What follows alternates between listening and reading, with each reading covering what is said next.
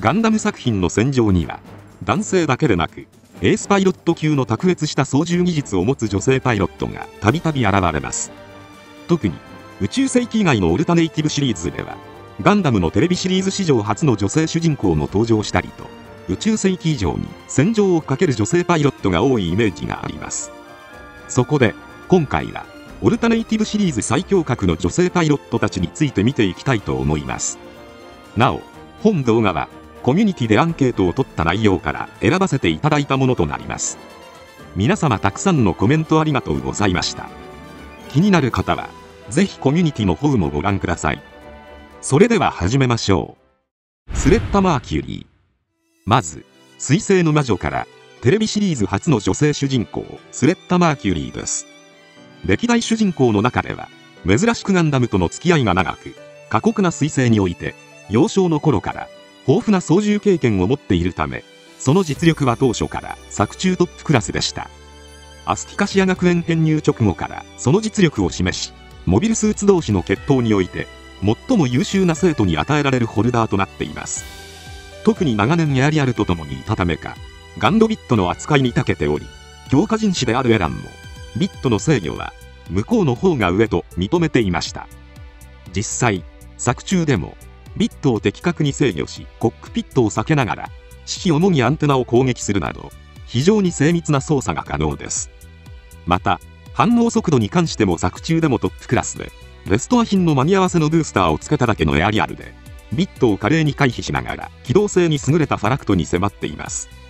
本作ではあくまで学園に入学してからモビルスーツに触れた人物が多いため、幼少期からガンダムと共に過ごし豊富な経験を持っているスレッタの実力は突出していると言えるでしょう。ただエアリアルの性能自体が中にいるエリクトのおかげもあって、作中で頭一つ抜けたレベルで高いため、作中の活躍全てがスレッタの実力とは言い難いところが彼女の評価を難しくしています。実際モニターに塗料が塗られたデミトレーナーでの訓練では移動することもままならず、訓練もクリアできませんでした。しかし終盤でタリバーンに登場した際は圧倒的な操縦技術でビット攻撃をくぐり抜け、ガンドノードを次々に撃破しながらエアリアルに迫っていたことから、決してエアリアル頼みの実力ではないことも伺えます。そのためかなり高い実力を持っているのは間違いないのではないでしょうか。アミダーレカ。続いて鉄血のオルフェンズからタービンズの姉貴分であるアミダーレカです。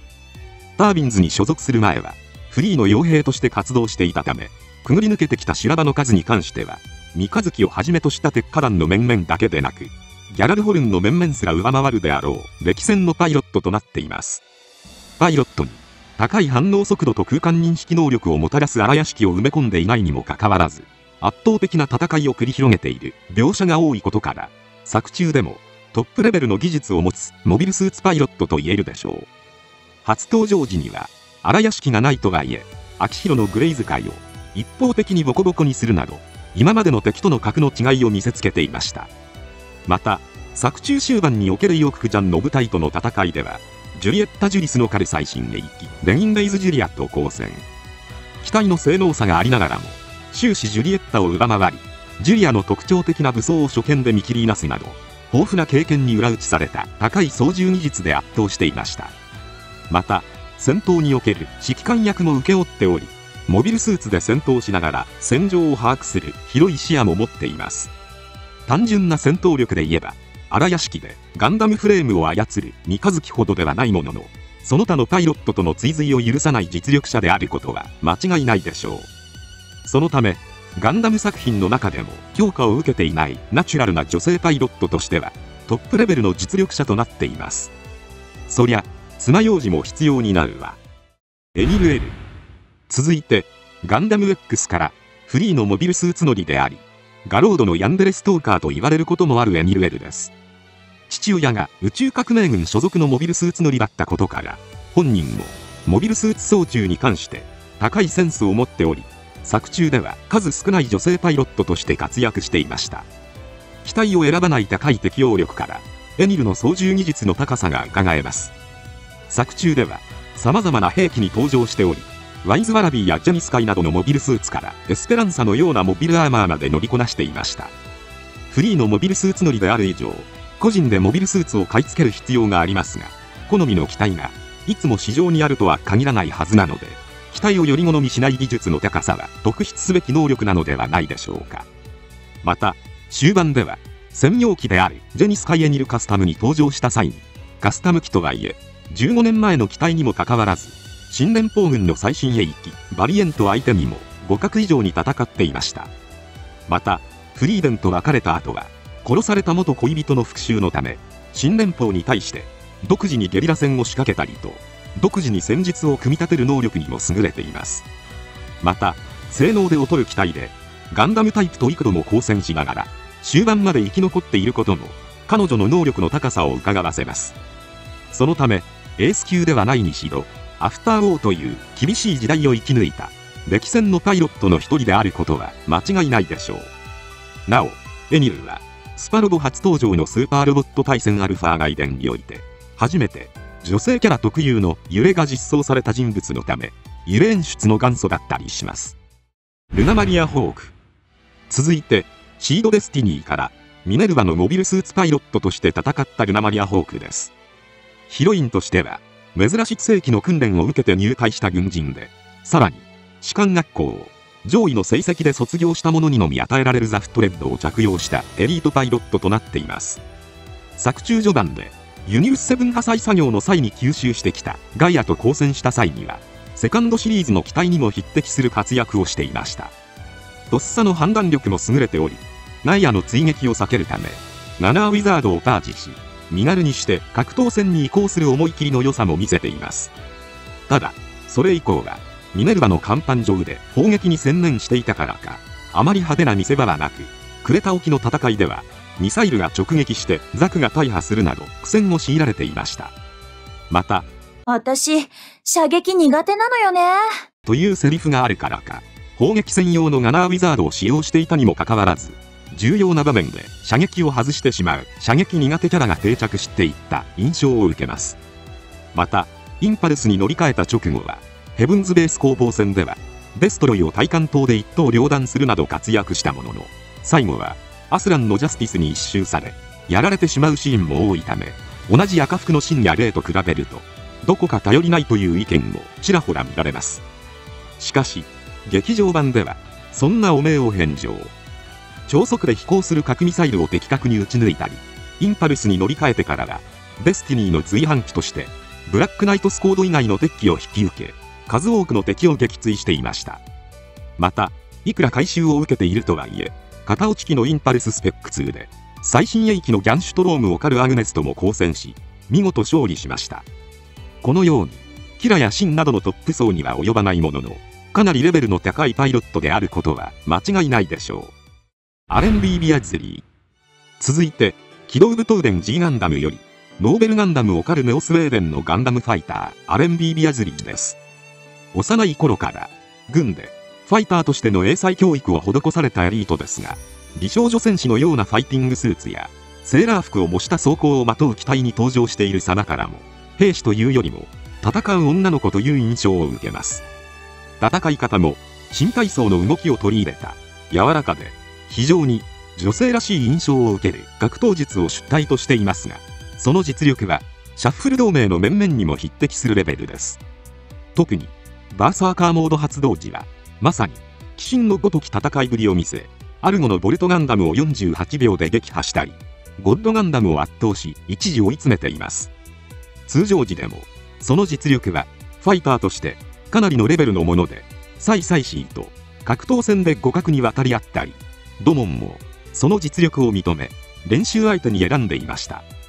また、ドモンとのタッグバトルでは、ゴッドガンダムのエネルギーを利用したとはいえ、ゴッドフィンガーをいきなり繰り出すなど、天才的なセンスを見せています。他シリーズでいうところの強化人間膜の少女ですが、作中の活躍からして能力を用いないでも、化け物じみた強さを持つ人物となっています。また、男への異常な執着心から、強さと引き換えに狂気に落ちる人物も多い中で、ドモンの恋を後押しして自分は身を引く潔さもあるなど、非常に健全な精神を持った稀有な存在となっています。アイラ・ユルキアイネン。続いて、ビルドファイターズから、チームネメシスのファイターであるアイラ・ユルキアイネンです。フラナ機関という養成施設で訓練を受けた強化人間ならぬ強化ファイターで、プラフスキー粒子の流れを感じ取り、ガンプラの動きを予測するという得意能力を持っています。また、数年にわたって訓練を受けているだけあって、機体の制御やファンネルの操作など単純な操縦技術も優れています。これにより、作中でもトップレベルの実力を有しており、ジェガンでネメシスのトップファイターガベインを圧倒し、前回大会の優勝者カルロス・カイザーをバトル開始早々に撃破するなど非凡な実力を見せ、世界大会へと駒を進めました。またエンボディという特別なシステムの数値を上げ、強制的に脳を活性化させることで、その操縦精度と推測能力が格段に引き上げられ、他の実力者を寄せ付けない強戦士となり、作中ではフェリーニのウィングガンダムフェニーチェを一方的に蹂躙しています。ただ推測能力も無敵というわけではなく、膨大な粒子をまとう機体相手には粒子の流れを読むのが難しいようで、むしろ圧倒的な粒子量に惑わされてしまうという弱点も抱えています。そのためスタービルドストライクが RG システムを起動してからは粒子が見えすぎるがゆえに敗北しました。逆に言えば得意なシステムを有していないガンプラ相手であれば、ほとんどのケースで有利が取れるでしょう。チート級の能力に加え、磨き上げられた操縦技術を兼ね備えたアイラはまさに世界屈指の実力者となっています。ちなみにゲームインフィニットブーストではアイラのキューベレイパピオンが新規機体として公開されましたが、原作でのエンボディ発動中はプラフスキー粒子の流れを鮮明に見て相手の動きを先読みできるようになるからか、ゲームでのエンボディ発動中は原作再現で誘導切り効果が付与されているようです。ソーマピーリス。続いてガンダム00より人格連の超人機関から対ガンダムの切り札として送り込まれた徴兵ソーマピーリスです。能量子波を用いることで常人を超える反応速度を発揮可能で、性能で圧倒的に勝るガンダム相手でもギリギリ対抗できる状況に持ち込んでいました。また彼女の能量子波は同じ徴兵のアレルヤの能量子波にも強い干渉を起こすため、戦場で出会うだけでアレルヤを苦しめガンダムを一気無力化することが可能です。スロー熱バイと相対した際には初見の装備であるはずのファングにもギリギリ対応するなど、序盤では性能面でガンダムに苦しめられる中においてもその高い技量を見せていました。また疑似対応路搭載機に登場するようになってからは彼女の反射能力が存分に生かされるようになり、ガンダムスローネを圧倒しています。このように対ガンダム用の兵士として非常に優れた能力を持つピーリスですが、アレルヤが終盤で語ったようにピーリスは並外れた反射速度に思考が追いついていないため本能で動いてしまう傾向があり、動きが読まれやすいという弱点を抱えていました。そのため並のパイロットを凌駕する能力を持っているのは確かですが、2つの人格が協力することで反射と思考を融合できるアレルヤとは違い、ピーリスは理想的な徴兵の要求スペックまでは満たさないという印象を受けます。またセカンドシーズンでは同じく能量子波を使う兵士としてイノベーターやイノベイドが出現したため、彼女の優位性が失われていきました。ソレスタルビーイングに渡った後は GN アーチャーに登場するものの、アリオスとドッキングして行動することが多かったり、劇場版では複座型のハルートに登場していたりするので、いまいち実力が測りづらくなっています。そのため高い実力を持つことは間違いないものの、物語が進むごとに評価が難しくなったキャラなのではないでしょうか。ソシエハイム。